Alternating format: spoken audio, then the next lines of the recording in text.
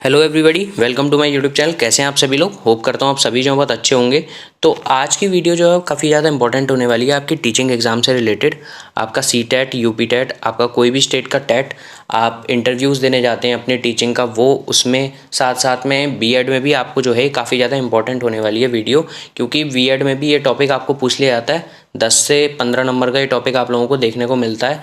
तो ये topic important होने के साथ साथ इंटरेस्टिंग भी है। तो ये कई सारे और भी इंटरव्यूज़ में जो है आप लोगों को देखने को मिल जाता है, कई बार लोग पूछ लेते हैं।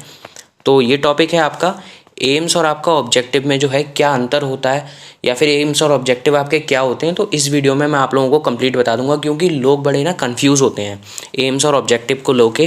क्योंकि लोग क्या सोचते हैं, एम्स और ऑब्जेक्टिव कहीं ना कहीं यानी कि लक्ष्य और उद्देश्य समान होते हैं, इक्वल होते हैं, बट ऐसा है नहीं।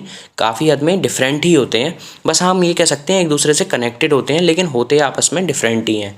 तो मैं आप लोगों को ऐसे बता देता हूँ। उसके बाद जो बच्चे जिनको इंग्लिश में चाहिए, मैं लास्ट में आप लोगों के साथ एक स्क्रीन शेयर कर दूंगा, उसमें इंग्लिश में आप लोगों को नोट्स मिल जाएंगे। बाकी ये हिंदी में आप लोगों को मैं समझा देता हूँ। तो आज की वीडियो में जो हम जानेंगे कि एम्स और ऑब्जेक्टिव में क्या डिफरेंस है, क्या इनका मतलब है, और ये आपस में कैसे इक्वल नहीं है, कैसे सेम नहीं है, तो ये मैं आप लोगों को जो है बताऊंगा। तो पूरा आपका एम्स और ऑब्जेक्टिव में कोई कन्फ्यूज़न नहीं होने वाली है। आपको सारा कुछ यहाँ समझ में आ जाएगा। तो सबसे पहले बात कर लेते हैं ऑब्जेक्टिव क्या होते हैं। तो ऑब्जेक्टिव देखिए, उसके बारे में जानने के लिए मैं आपको बताता हूँ। स्मॉल स्मॉल हम जब गोल सेट करते हैं अपनी डे टू डे लाइफ में, यानी कि छोटे छोटे गोल्स हम सेट करते हैं अपनी डे टू डे लाइफ में, और उनको हम फुलफ़िल कर लेते हैं, उनको हम पूरा कर लेते हैं, तो वो हमारे ऑब्जेक्टिव कहलाते हैं। अब ये कैसे होंगे, जैसे मैं आपको बताता हूँ।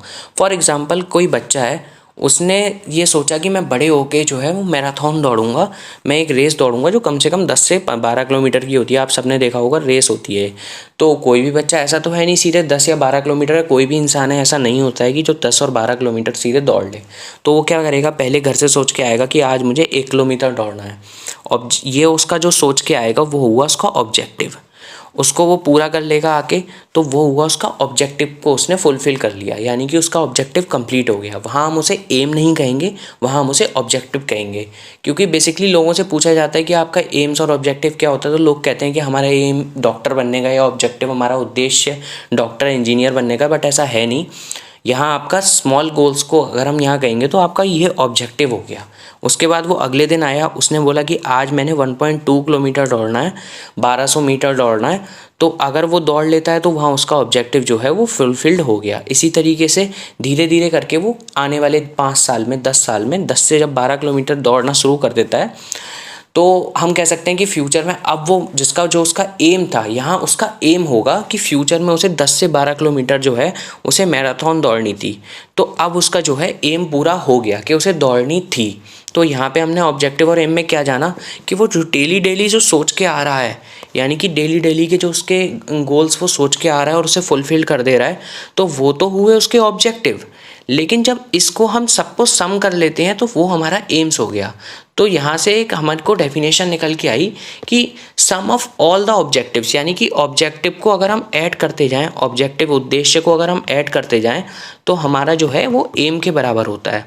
यानी कि बहुत सारे ऑब्जेक्टिव, बहुत सारे उद्देश्य को जब हम जोड़ लेते हैं तो हमारे एम्स बना देते हैं, सॉरी।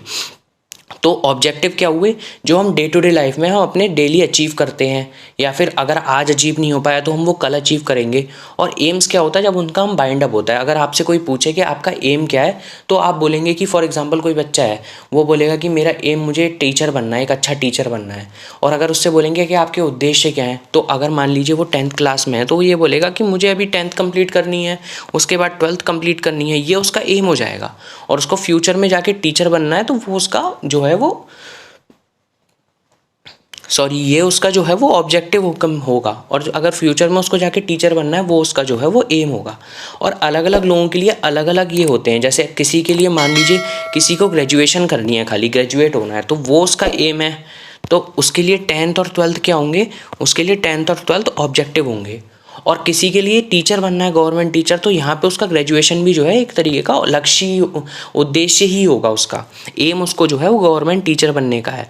तो ये इसकी बेसिक डेफिनेशन थी। अब यहाँ पे टीचर के पर्सपेक्टिव से, अगर टीचर हम बन रहे हैं तो टीचर के पर्सपेक्टिव से क्या होगा इसका, कि टीचर क्या ऑब्जेक्टिव सोच के आता है। आपने देखा होगा कई बार लेसन प्लान में जब आप देखते हैं तो वहाँ पे आपके जर्नल ऑब्जेक्टिव और स्पेसिफिक ऑब्जेक्टिव, यानी कि आपके सामान्य उद्देश्य और विशिष्ट उद्देश्य आप लोगों को देखने को मिलते होंगे जब आप लेसन प्लान बनाते हैं। तो स्टार्टिंग में ही ये चीज़ें आती हैं। तो वहाँ यही होता है कि कोई भी टीचर अगर क्लास में आता है या क्लासरूम में आता है तो वहाँ पे वो कुछ ना कुछ, कोई ना कोई ऑब्जेक्टिव यानी कि उद्देश्य सोच के आता है। कि आज मुझे, मान लीजिए कोई मैथ का टीचर है तो वो क्लास में आ रहा है, तो वो आज सोच के आएगा कि आज मेरे बच्चे को मुझे प्लस समझाना है, प्लस के एटलीस्ट इतना समझाना है कि मेरे बच्चे जो है वो प्लस कर लें।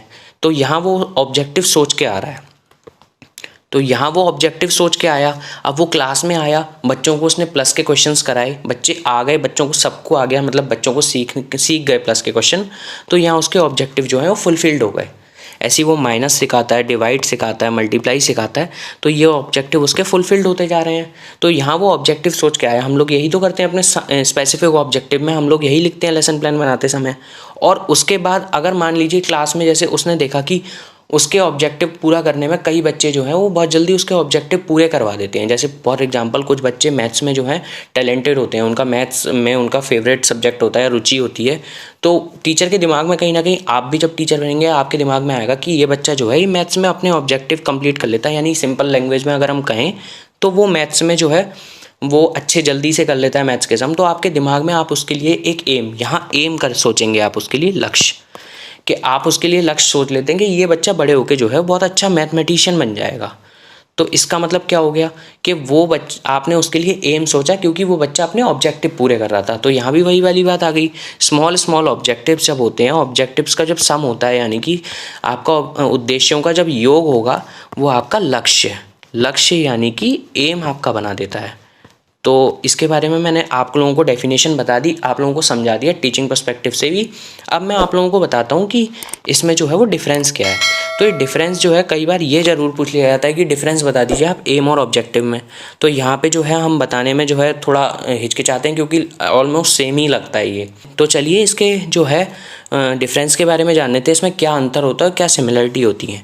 तो देखिए यहाँ पे ये बोला है कि ये जो है आपका ब्रॉडर होता है, यानी कि लक्ष्य आपका ब्रॉडर होता है। वही मैंने अभी आपको बताया, लॉन्ग टर्म बेसिस पे चलता है, आपको काफ़ी लंबा होता है क्योंकि किसी का लक्ष्य जो है वो ऐसा नहीं है कि 1-2 दिन में पूरा हो जाए।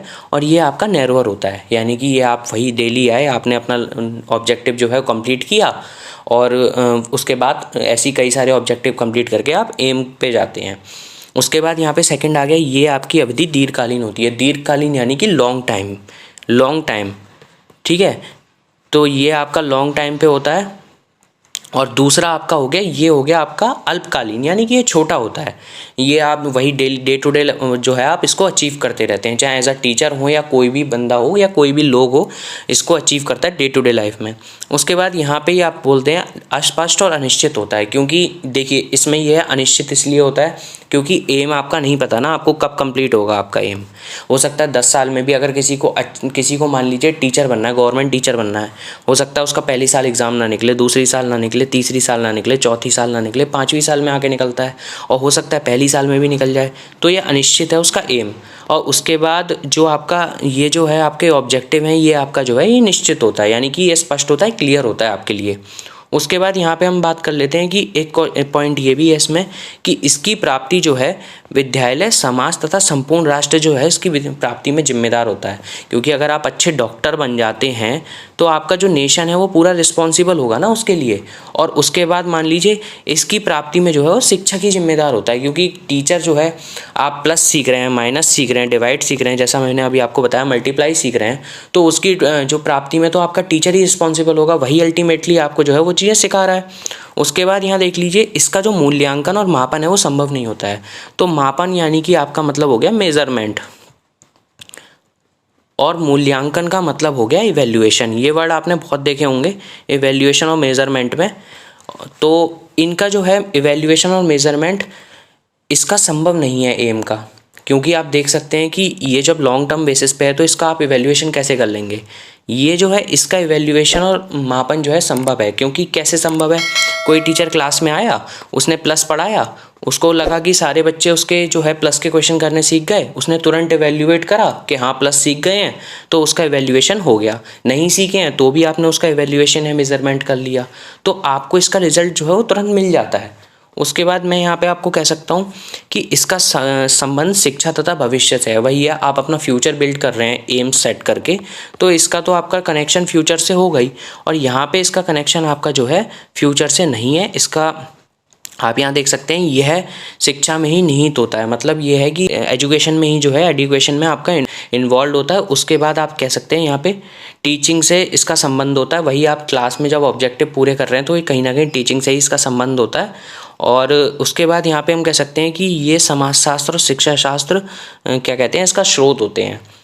उसके बाद यहाँ पे ये मनोवैज्ञानिक होता है, क्योंकि ऑब्जेक्टिव आप दिमाग में सेट करके आते हैं, तो ये साइकोलॉजिकल होता है। मनोवैज्ञानिक यानी कि साइकोलॉजिकल होता है। एक टीचर आया, वो अपने साइकोलॉजी में सोच के आया दिमाग में कि मुझे ये जो है वो अपने ऑब्जेक्टिव जो है वो पूरे करवाने हैं, ठीक है।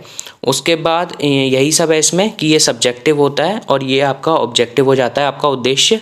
और एक चीज़ और यहाँ पे देखिए, अभी जो मैंने आप लोगों को बताया था वो यहाँ पे भी दिया गया है कि यहाँ पे क्या बोला गया है कि इसमें उद्देश्य सम्मिलित होते हैं, यानी कि कई सारे ऑब्जेक्टिव आपके मिल के जो है वो आपके एम्स बनाते हैं। मैंने अभी आपको बताया था, तो यहाँ पे इसमें बोल दिया कि एम्स में कई सारे जो हैं ऑब्जेक्टिव मिले हुए होते हैं, यानी कि कई सारे ऑब्जेक्टिव इंक्लूडेड होते हैं। और यहाँ पे हमें बताया गया है, जबकि उद्देश्य नहीं होगा यहाँ पे, एम्स होगा, जबकि एम्स का ही एक भाग है। उद्देश्य जो है आपका एम्स का ही एक भाग है। तो ये इसकी जो है इसमें कुछ डिफ्रेंशिएशन है। उसके बाद आई होप आप लोगों को मैंने समझा दिया होगा। और इंग्लिश के नोट्स आप लोग ये देख लीजिए, आप स्क्रीनशॉट ले सकते हैं उसका। और ऐसी वीडियोज़ के लिए आप लोग जो है चैनल को सब्सक्राइब कर लीजिएगा। वीडियो अच्छी लगे तो आप वीडियो को लाइक भी कर दीजिएगा, अपने फ्रेंड्स के साथ शेयर कर दीजिएगा। ऐसी इन्फॉर्मेटिव वीडियोज़ मैं आप लोगों के लिए लाता रहूँगा। और मिलते हैं अगली वीडियो में नए कंटेंट के साथ, तब तक के लिए साइनिंग ऑफ।